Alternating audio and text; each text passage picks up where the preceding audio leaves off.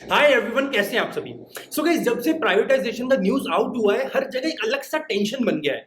भाई सारे बच्चे लगातार मुझसे कमेंट सेक्शन में या आजकल इंस्टाग्राम पे और मेरे मैसेज डबल हो गए हैं, बिकॉज सारे बच्चे लगातार बस अब यही डाउट्स पूछ रहे हैं कि क्या सर प्राइवेटाइजेशन एक्चुअली में होगा भी या नहीं, या फिर सारे के सारे बैंक्स का एक साथ प्राइवेटाइजेशन हो जाएगा। और भाई सबसे इंपॉर्टेंट क्वेश्चन, भाई क्या अब हम इस एग्जाम की तैयारी करें या किसी और एग्जाम पे अब शिफ्ट कर जाएं।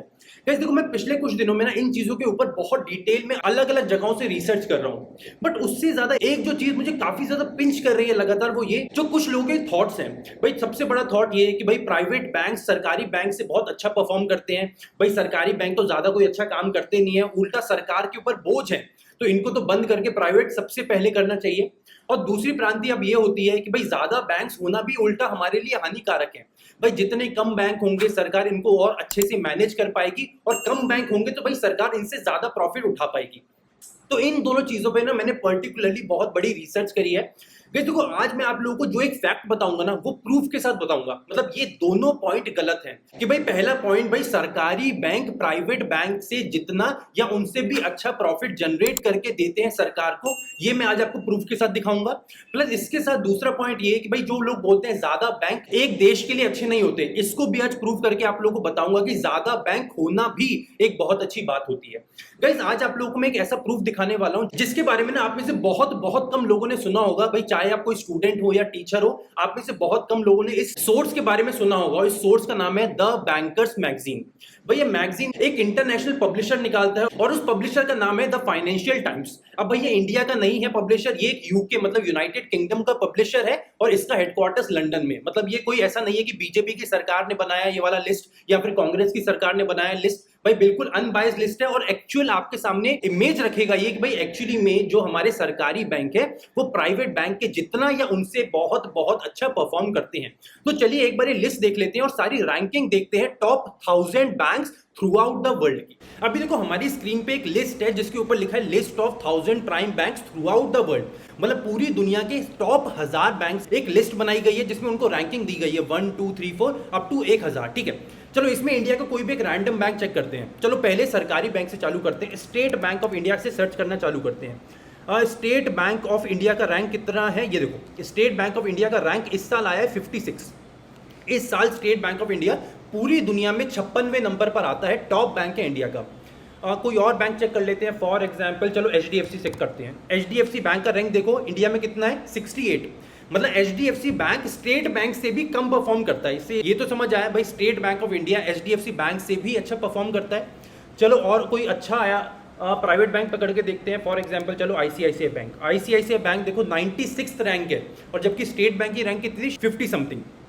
और कोई बैंक देख लो जो भी आपको पसंद है। चलो इंडसइंड देख लेते हैं, इंडसइंड की रैंक देखो 241, और SBI की रैंक 50 की लाइन में। मतलब सारे के सारे प्राइवेट बैंक SBI से तो कम अच्छा परफॉर्म करते हैं, ये समझ आ गया।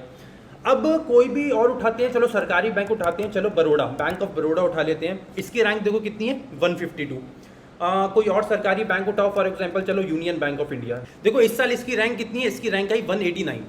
मतलब ऐसे करके सारी अगर रैंक्स देखे तो मैंने इनको अलग से एक टेबल में बनाया है। अब भाई कंपेयर करके देखते हैं इंडिया के टॉप 10 सरकारी बैंक और टॉप 10 प्राइवेट बैंक्स की इंटरनेशनल रैंकिंग कितना है।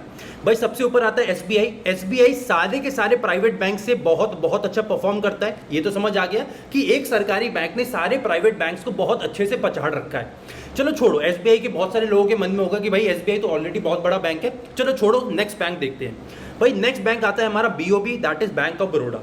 भाई इसमें अगर आप टॉप 3 प्राइवेट बैंक हटा दो जो एक्चुअली में बहुत बहुत बड़े बैंक हैं, ICICI बैंक, HDFC बैंक और एक्सिस बैंक, अगर इन 3 बैंक्स को आप हटा दो तो देखो चौथे बैंक के बाद हर बैंक से ज्यादा अच्छा परफॉर्म करता है बैंक ऑफ बड़ौदा भी। मतलब ऐसा नहीं है कि अकेले SBI बहुत अच्छा परफॉर्म कर रहा है। भाई सरकारी बैंकों में bank of Baroda top 3 banks को छोड़ के उनके बाद हर प्राइवेट बैंक से अच्छा परफॉर्म करता है इंटरनेशनल फ्रंट पे। चलो छोड़ो, अगला बैंक देख लेते हैं, भाई यूनियन बैंक ऑफ इंडिया। भाई एक और बैंक जैसे ही हटाओगे उसके बाद हर बैंक से अच्छा परफॉर्म करता है यूनियन बैंक ऑफ इंडिया। मतलब इंडिया के अगर टॉप 4 प्राइवेट बैंक्स को आप हटा दो तो उसके बाद इंडिया के हर प्राइवेट बैंक से अच्छा परफॉर्म करता है यूनियन बैंक ऑफ इंडिया। और इस हिसाब से आप देखोगे तो इंडिया के टॉप 10 सरकारी बैंकों की जो रैंकिंग है वो क्यूमुलेटिव होकर टॉप 10 प्राइवेट बैंक से बहुत बहुत अच्छी है।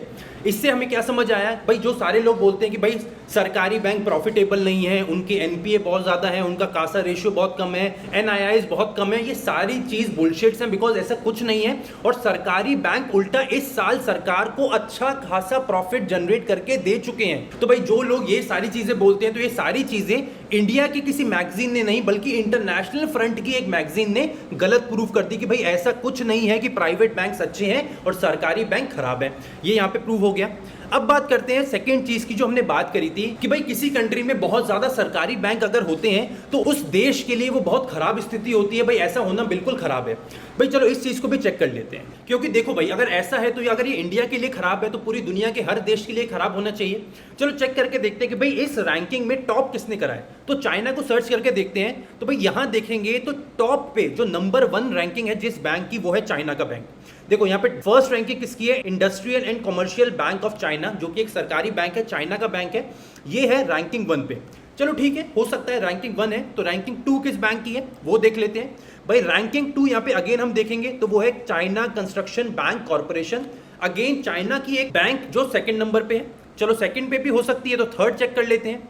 तो भाई थर्ड रैंकिंग यहां पे देखोगे तो थर्ड रैंकिंग अगेन है एग्रीकल्चर बैंक ऑफ चाइना, जो कि वहां का एक और सरकारी बैंक है। और चलो थर्ड भी छोड़ो, टॉप 4 रैंकिंग में फोर्थ बैंक भी देख लो तो वो है बैंक ऑफ चाइना, जो कि अगेन चाइना का एक बैंक है।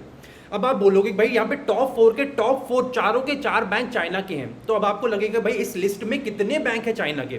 तो चलो इस पेज पे ही देख लो, तो 1 2 3 4 5 6 7 8 9 10 11 12 13 14 15 कितने बैंक हैं इस पेज पे आपको टोटल मिलेंगे चाइना के 33 बैंक्स। और उस 1000 टॉप बैंक्स की लिस्ट में आपको पता है चाइना के कितने बैंक्स हैं। भाई यहां पे इस लिस्ट में चाइना के टोटल 141 बैंक्स हैं, जो कि मैक्सिमम सरकारी बैंक्स हैं चाइना के।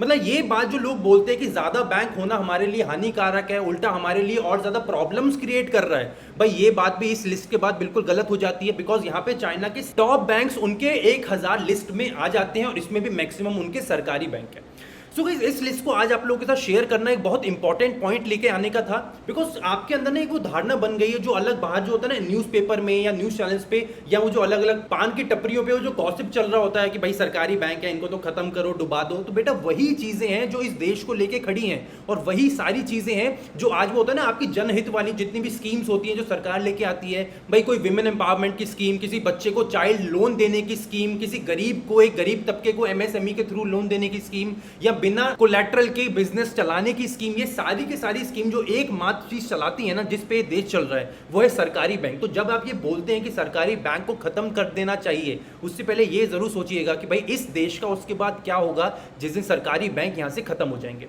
सो गाइस आप लोगों को इस थॉट के साथ छोड़ रहा हूं और इस प्रूफ के साथ छोड़ रहा हूं। अगर आपको ये पूरा पीडीएफ चाहिए होगा तो मुझे नीचे कमेंट सेक्शन में बताइएगा, आप लोगों के साथ इस पीडीएफ को शेयर करूंगा और फिर चेक करिएगा कि कैसे इंडिया का हर सरकारी बैंक प्राइवेट बैंक से कितना अच्छा परफॉर्म कर रहा है, वो भी इंटरनेशनल फ्रंट पे। सो गाइस बने रहिए द अल्फा बैंकर चैनल के साथ। अगर आपको आज का वीडियो पसंद आए then do like and share the video, और ज्यादा से ज्यादा शेयर करिए और हर उस बच्चे तक या हर उस पेरेंट तक इसको पहुंचाने की कोशिश करना है, हर उस टीचर तक इस वीडियो को पहुंचाने की कोशिश करना है जो भी आज ये सोच के बैठे हैं कि भाई सरकारी बैंक तो बंद हो जाए तभी अच्छा है, प्राइवेट बैंक ज्यादा होने चाहिए। So guys take care, see you in the next video, signing off, my name is Chirag Chopra.